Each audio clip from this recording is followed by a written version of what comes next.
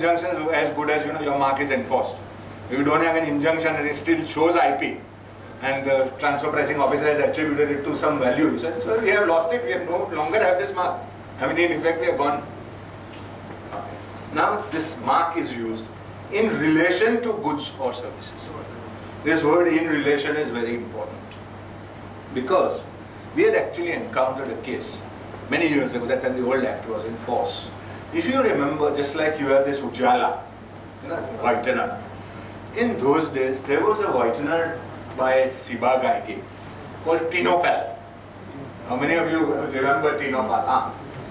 There was one fellow in Surat who actually, that used to come in a very distinctive blue little box. The board on that. Yes. So one person in Surat actually sold this whitener in a transparent plastic pouch. Okay? But on his invoice, he used to write Thinopal.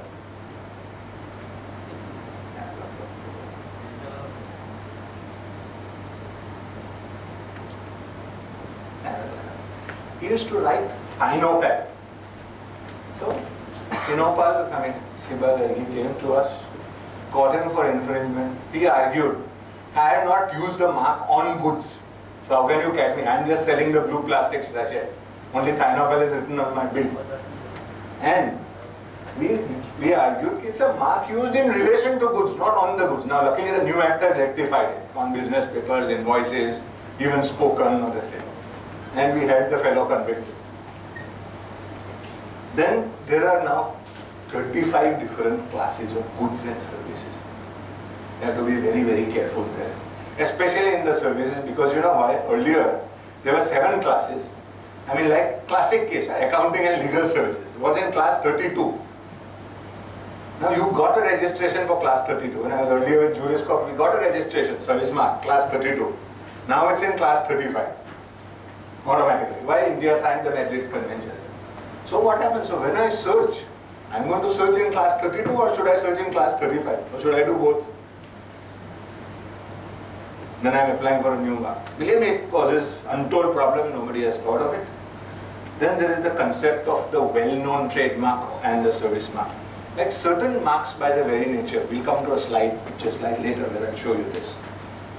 By their very, very nature are so well-known that common law, not statute, common law says they are well-known trademarks and they apply uniformly across all goods and services.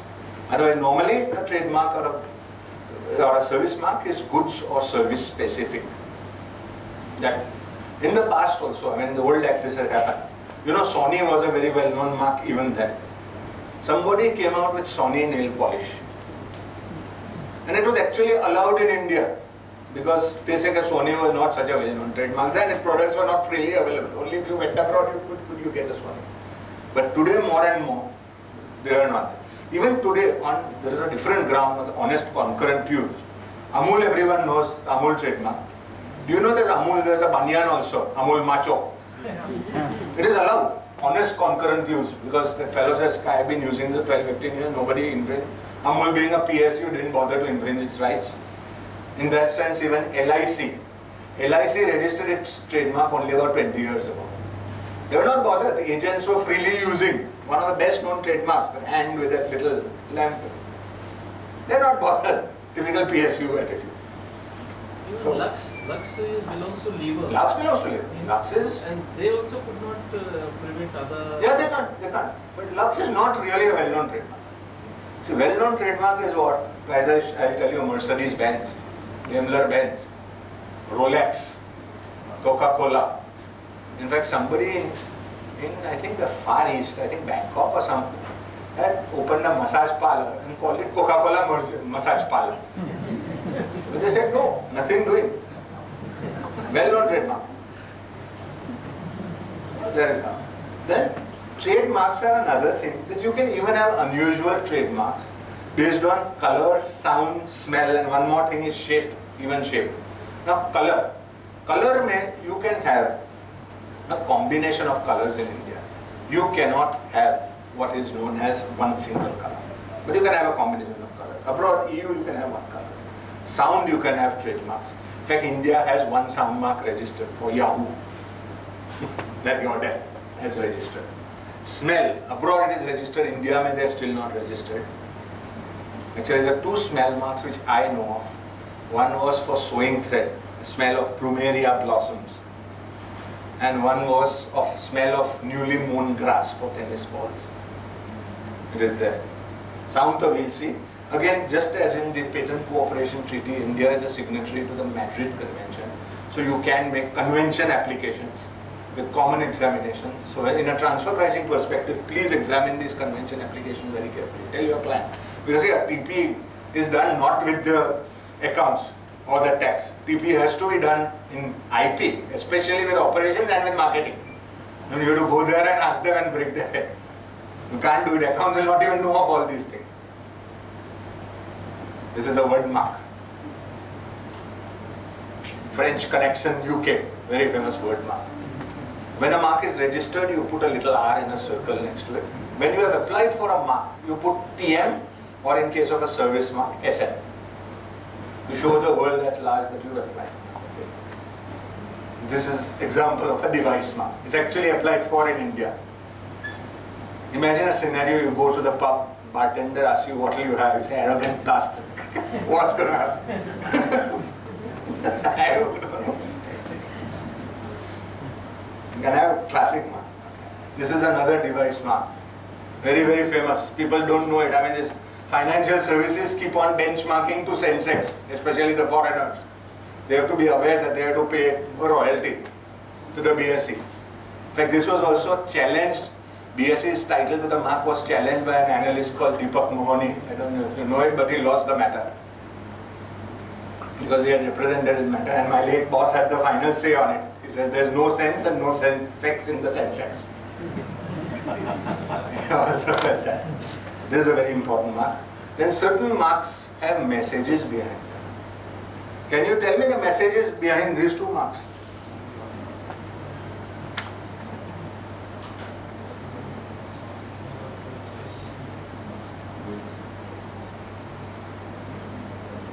Northwest refers to a region. Northwest. Yes, correct so far. It's an airline, basically it's an airline. But have you noticed that number one is N and W are both signified in the mark? And also that little tip of the W points to the direction northwest. And the Sony Vayo, and even message behind the mark. Sorry? It's giving some sign of this music. Not exactly music, it is actually bringing together. See, this waveform was a classic analog signal of the earlier times, the oscilloscope. And 1 and 0 is the classic sign of a digital signal. So it is trying to incorporate analog and digital together in the same mark. This is another message in lighter vein. There's a very famous French soft drink. The P is silent. And see the snacks also, the name of the snacks. There's really no message in English, or the wrong message in English. Give me a packet of crap and a bottle of shit. Imagine what happens. Okay, now we'll come to sound marks. I'll play 3 sound marks for you which are registered. If you can try and identify them, they're very easy.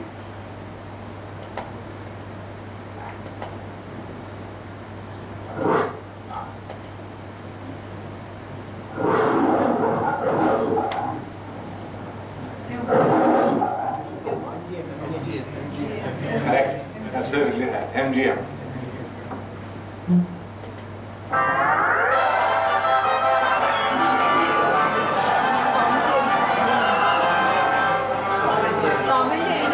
What is this thing? It's known as Looney Tunes, this piece. Looney Tunes. Okay, now the third one. This I think the seniors will be able to. Yes, Johnny Westmuller, Tarzan. Okay, now this is an animated sound mark. This is actually registered.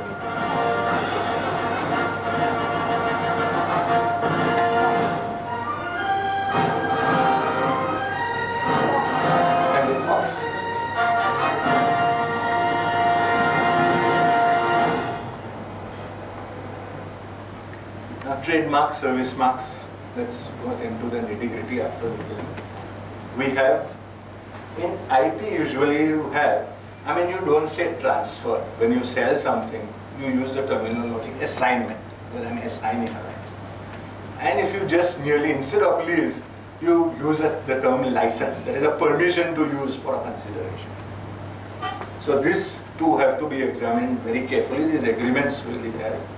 They have to be valued. In fact, assignment also carries VAT in Maharashtra state, for your information, apart to a stamp duty. So both these things also have to be examined. From the transfer pricing implications, it is very, very difficult because each mark stands on its own footing, if you ask me. You cannot really compare two marks. Also, another thing to be borne in mind is what is the purpose of the mark being used and assigned. When Coca-Cola entered into India, it took away thumbs up from Parle. You know what was the intention of Coca-Cola taking thumbs up? Anybody? Phase out. Yes, it wanted to kill the brand. I happened to be working in Madison at that time, so I was privy to the discussion. Wanted to kill it, throw it out, but they couldn't succeed. Then they used it as a flanking brand to attack Pepsi. So that is very important. So you must get the background documentation on the purpose before you actually sit down and transfer price, the amount of assignment or the license or whatever. Or what is the commercial exploitation. Then see the ad expenditure backing the trademark. In this, there is a very interesting true anecdote that William Wrigley, the founder of Wrigley's chewing gum, in the olden days we used to have a little tin foil in it. He was traveling in a jet, and one of his fellow passengers came to know that he is the chairman of Wrigley's. Yeah, and in those days, Wrigley's used to spend almost $1 million in advertising. And they were in this plane traveling about 21,000 feet. So he asked him, you are by far the market leader in chewing gums, virtual monopoly, nobody has any competition. Why are you still spending $1 million on advertising? So he just pointed to the engine of the plane. We are already at 25,000 feet. Why are we wasting fuel on the engines? Same way advertising. So you have to see the advertising expenditure behind the mark. Now advertising is a real intangible. I mean this AMP, you will have a separate session, so I am not going to touch much upon it. Actually, David Ogilvy, who is known as the father of advertising, has once said, and I think written in his book also, Ogilvy on Advertising, that half of advertising is useless, but we don't know which half. It's a fact. It's actually a fact working in agency. You don't know what little change you do, man. Actually, this is very important in trademarks when you transfer price. Now, under the trademark law, very, very important distinction to bear in mind, the use is predominant over registration. That means again, Namrata and I have the same mark. Okay, I use it before Namrata. My mark will stand, and hers won't. But if I don't register my mark, okay, I can still go after somebody who copies my mark. But I have to bring a passing off action. And passing off is actually a tort, what is known as a civil wrong. But I have to actually prove that by using my mark, a deception or a fraud or misrepresentation is caused in the mind of a person using those goods. Okay, those goods belong to me. If I have registered my mark, I go in for what is known as an infringement remedy. This infringement is only with respect to trademark. Copyright infringement means something different. In infringement of trademark, if my mark is registered, all I do is I go to the courts. My lord, my mark is registered. My goods are these. His mark is this. Goods are similar. They will grant infringement action. Plus, second issue of infringement in the new act, which will come in jurisdiction. That today, under the new act, okay, the person who is the proprietor of the mark, his jurisdiction, the suit is maintained.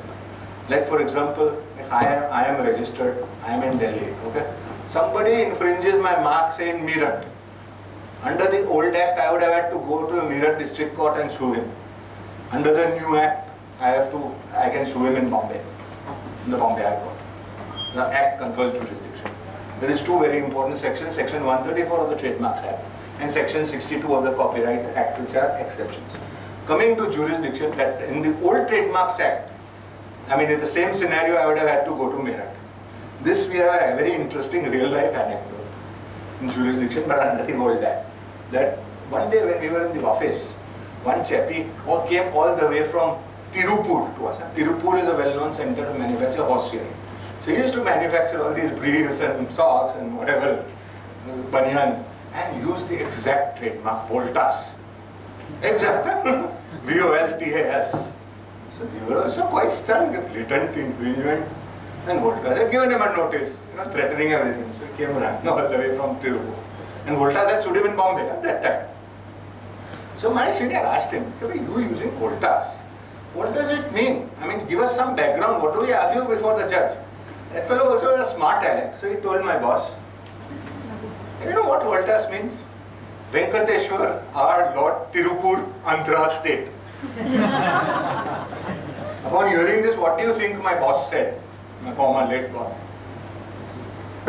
Well, actually what he said, I can't repeat here. But whatever happens, in those days jurisdiction was conferred on Tirupur.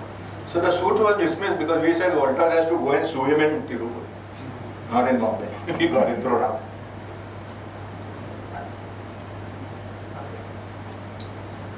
Say this now. This is a classic case of infringement and passing off. Man standing his chutney like this trying to infringe the Mercedes benchmark. This is a well-known trademark. And with the German perfection, VIP Benz, Hypo Hindustan versus Daimler Benz. And in these olden days, despite Mercedes not being available, we got the thing as a well-known trademark and we got this thrown out. Let's see how ingeniously it's done. If you look at it in detail, you'll come. Now, these are the issues on trademarks which we have to be a little careful about. The confusion in classes, as I already pointed out. Trafficking in trademark service marks. There's one application one party called Holy Hobby. He went to all the jurisdictions of the world and applied for marks in all the classes. So he virtually, sealed up that trademark. There was a very important case that, somebody cannot be allowed to enclose the words of the English language for his own personal use, and courts have ruled all over. You have to use a mark. Non-use is a very good ground for throwing it out. You cannot just hold the marks and sit tight and then put a gun to anybody's head or sue him for infringement if he has a similar mark. That is one thing. Another issue is parallel imports. This is gaining more and more ground. Recently there was a Samsung case, and it's happened in the case of Lux. It's parallel import. Lux, actually what happened is, today you go and buy Lux from a shop, say Crawford Market. Do you know, it's a genuine Lux, but do you know whether Lever India has manufactured it or Lever Bangladesh or Lever Pakistan? You don't know. Lux is Lux, unless you read the label. So this Indian people had actually Indian manufacturers, like even Samsung and Lever, wanted to stop this parallel importation. Whatever comes into the country, unofficially, although it may be manufactured by our own subsidiary or our own firm abroad, amounts to infringement. There also, what do you think is the answer? Come on, I throw open the audience. Is it infringement or no? It's a genuine article, only thing manufactured in a different country. And sadly, the answer is yes and no. It depends on India's WTO status and the country's WTO status. Now, when we buy some goods, say a wholesaler buys goods and sells it to a retailer, okay? If you read the Trademarks Act very strictly, well, the retailer is selling somebody else's goods under somebody else's mark. So strictly speaking, he is liable for infringement. But there is an exception known as exhaustion of rights, which means if the goods are bought in course of trade, regular trade, there is no infringement, no action. I mean, naturally, otherwise trade and commerce would come first next. Now, certain countries have what is known as national exhaustion, which means the rights are exhausted only in that particular country. So in such cases, if you have a parallel import, it would amount to infringement. But if you have international exhaustion, then there is no parallel import. So India unfortunately has international exhaustion, so there is no infringement. Then you have to be, this is one thing also to bear in mind, that in trademarks you have three different types of marks. One is a pure word mark, one is a label mark, which is a picture, and one is a device mark, which is a picture and a word. Now the label mark and the picture, the device mark also can get copyright protection. Copyright is, I'll come to copyright, but when you create an artistic work you are entitled to copyright.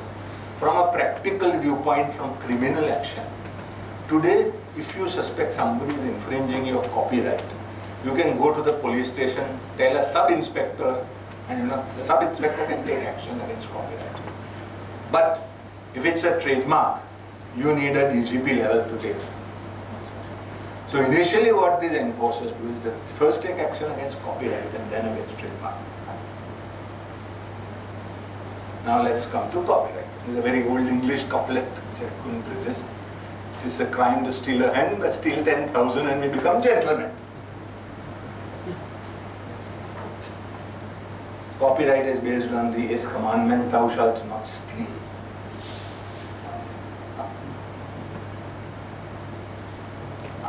Copyright is a mode of expression. Only your mode of expression is covered, not the final product. Which means two people write two books on similar topics. Both have individual copyrights. I even write a spoof on somebody's book, individual copyright. I have a compilation, individual copyright. I compile a telephone directory, separate copyright. And what is covered is literary, artistic, musical, sound recording, cinematographic work, and software. Because software under our Indian Act is known as literary work. Now there is a confusion on embedded software. That you have a device in which the software is hardwired. Where should that go, patent or copyright? There is still a controversy. In the US it goes under patent. And it's a case law to that effect. Under copyright, basically, there are these three main rights and then there are neighboring rights. Three main rights are right to exploitation, which means if I am the owner of copyright, I have the right to make money out of it. Even from derivatives. Like when Harry Potter came out, on the road, initially, there was this Hari Kumbhar, Marathi. It is actually a derivative work, but then Bloomsbury, who's a publisher, managed to get them off. Then the right to paternity means I have the right to be known as the author of that work. Because today if I put a book and I am the author, okay? So everyone must know that I am the author. You can't conceal. And third is right to integrity. I have the right to ensure that my work is not tampered with. Because if somebody tampers with it, there are chances that my reputation may get damaged. Classic case like all these old law texts, Mullah on the Contract Act, latest edition. I mean, Mullah is long dead and gone. So is Kanga and Palkhewala. Today we are in its third edition. First one I think was the original, then was Dinesh Vyas, and then now I think Arvind Datta. Yes.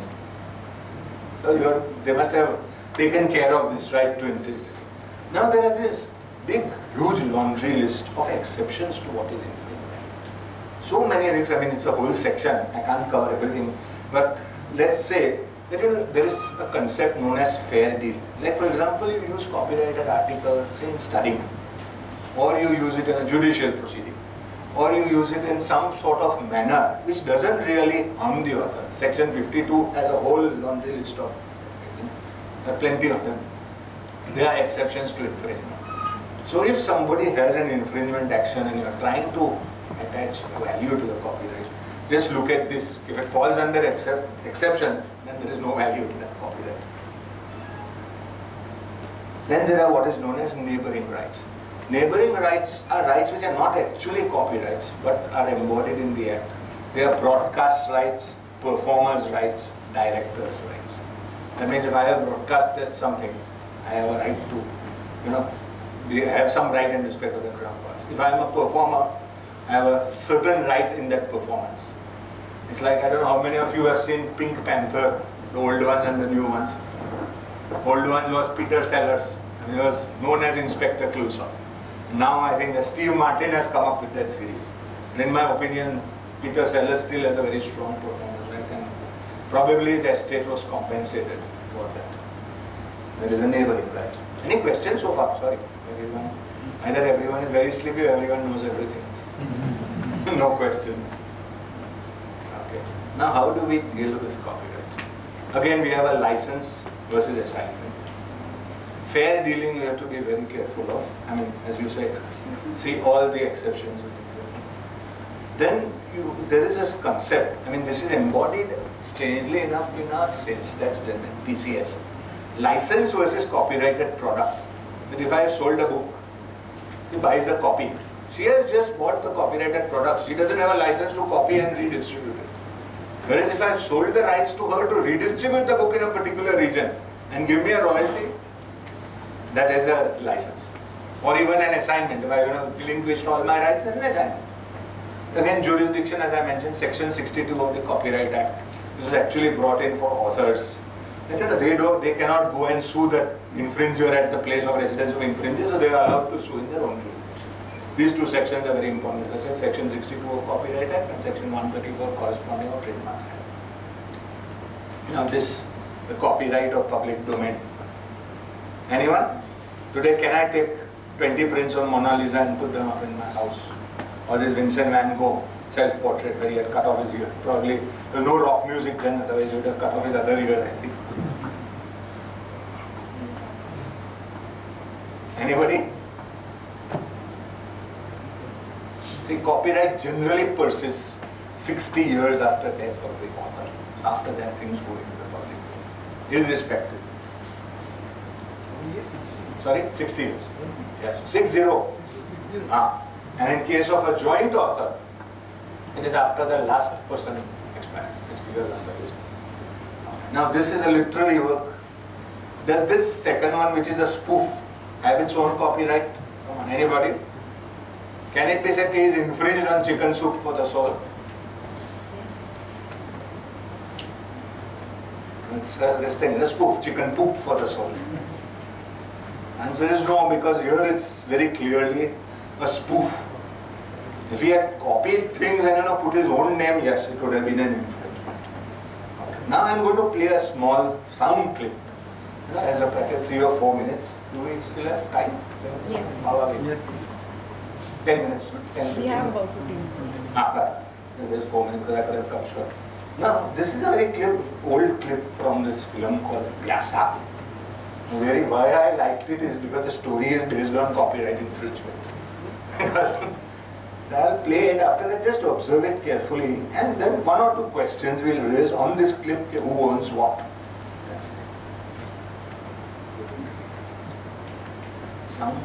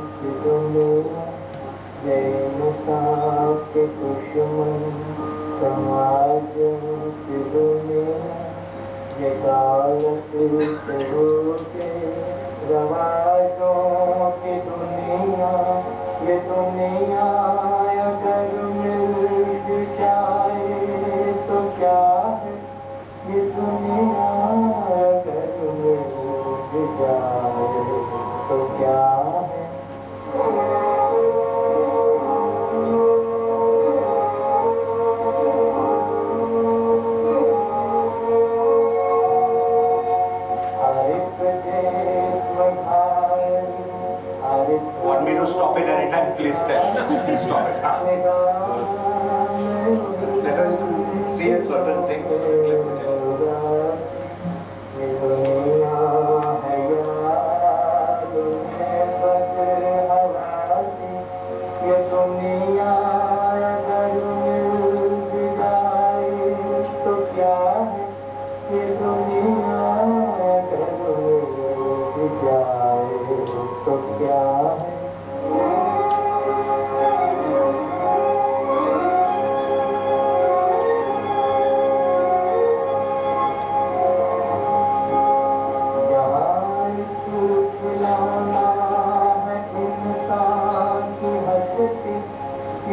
ये